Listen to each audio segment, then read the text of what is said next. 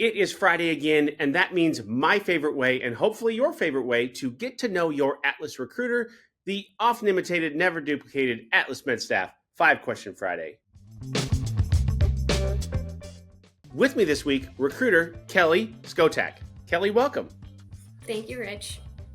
All right, you ready for this? Yes.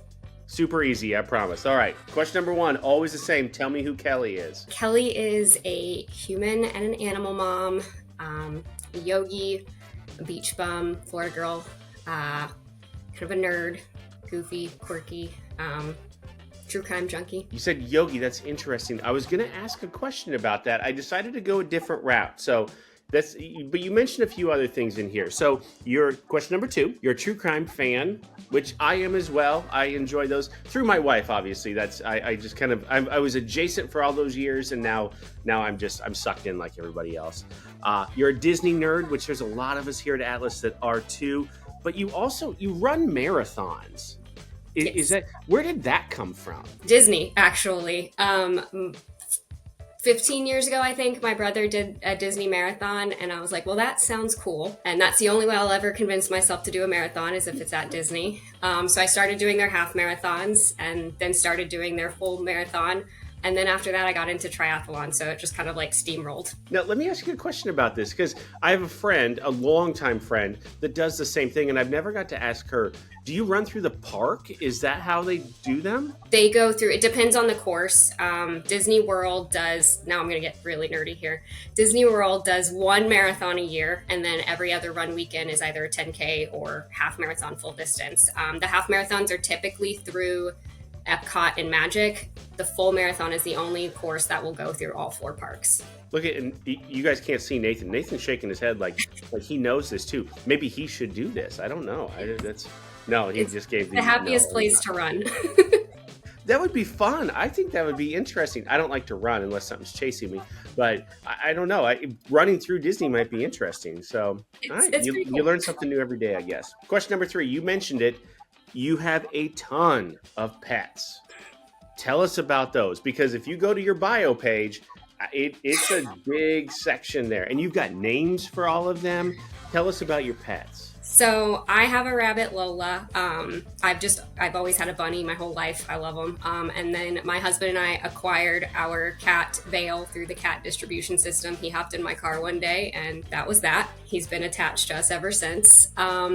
We got our chickens when we moved to Texas, and we actually just moved back to Florida. So our chickens are still in Texas, but they are being brought to us in a few weeks.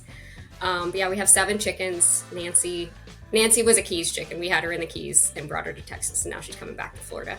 We had Nancy, Ethel, Lucy, Dolly, Tammy, and Patsy. So we did have another one who was originally Tanya, but she turned out to be a rooster. So she's Glenn and living on a different farm with a bunch of hens.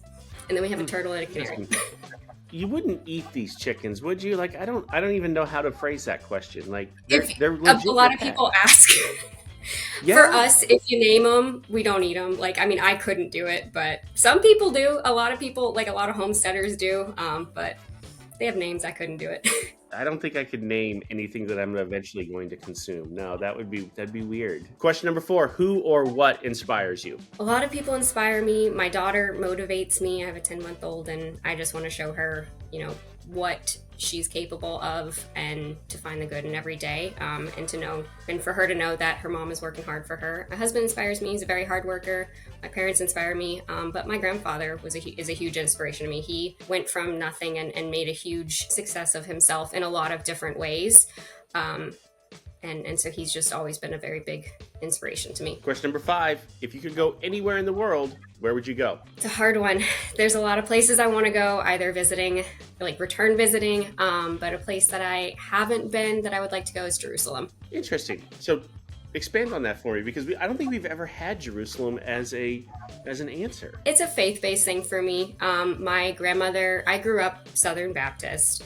I still have a good sense of my faith, but my grandmother and her friend would go on mission trips there, and she had bags of rocks, she said, were David and Goliath met, and she would, just show me all these amazing things about all these historical locations. And I want the chance to see it. Not to be controversial, but I want the chance to see it before it's gone.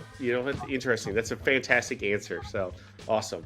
All right, this is the part where I say, if Kelley sounds like the type of recruiter for you that likes half marathons, triathlons, but at the same time has her own chickens, which is awesome. I don't even know. Like, it wouldn't be in me, but that's super fun. We're going to put all of her contact information right down below here. Give her a call, and she'd be happy to help you out. Kelley, thank you so much. I really appreciate you being with us today. Thanks so much for having me, Rich. All right. We'll see you next time.